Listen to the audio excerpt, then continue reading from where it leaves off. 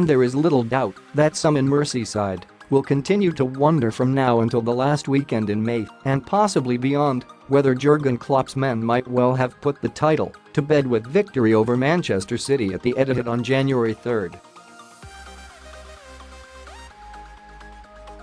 However, attempts to explain away such a turnaround as Liverpool bottling it are as misleading as they are disrespectful. Yes, City have managed to get the better of 2019 so far, but consider the way the two have pulled clear of the pack.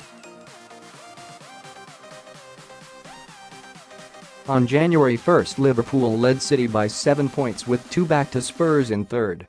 Ahead of this weekend's limited Premier League programme, 1 point separates the top two with 12 points back to Spurs in third. If evidence were needed this is battle between unblinking heavyweights still has life in it, then that provides it.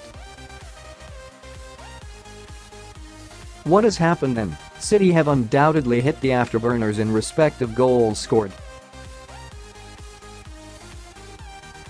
In 5 out of their 9 Premier League games since the win over Liverpool they have scored 3 or more, and in the cup competitions they have been on fire both domestically and in Europe, hitting 7 twice and 9 once. While Liverpool have scored 3 or more in 4 of their 9 since, they have failed to score twice as their front three of Mo Salah, Sadio Mane and Roberto Firmino hit a bit of a sticky patch in late January and early February. Signs are that they seem to be back in form now, but stalemates against Everton and Manchester United and 1-1 draws against Leicester City, West Ham stole momentum. Both teams have suffered their share of injuries, but City's greater depth off the bench and midfield appears to have helped. On that point it is understandable if Pep Guardiola is a little concerned about Ilkay Gundogan not wishing to renew his deal, which runs out in 2020, given how well he has slotted into Fernandinho's shoes at the base of midfield.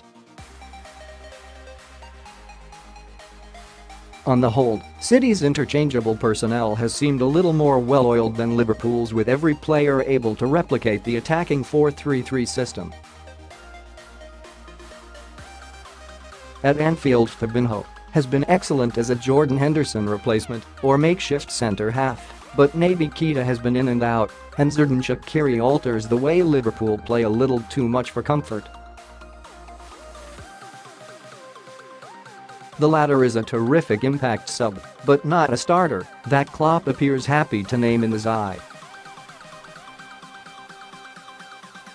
Up front, City's Gabriel Jesus fits the Aguero role as well, whereas at Liverpool Daniel Sturridge and Divock Origi change the method. City certainly seem well grooved, and ominously for Liverpool another example of third season syndrome for their manager.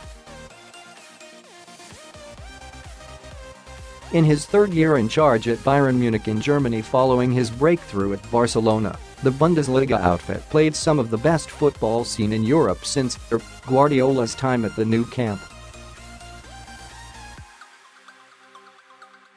City have suffered 1 defeat in 17 since beating Liverpool, picked up the Carabao Cup and progressed with plan in the Champions League, as have Liverpool. With just 3 extra games in their schedule, if they progress to the FA Cup final, then Liverpool, relative tiredness should not now come into it. Much will depend on how much energy the pair have to expend in the Champions League, but as Klopp has said on a couple of occasions now, shaking off Liverpool will not be easy.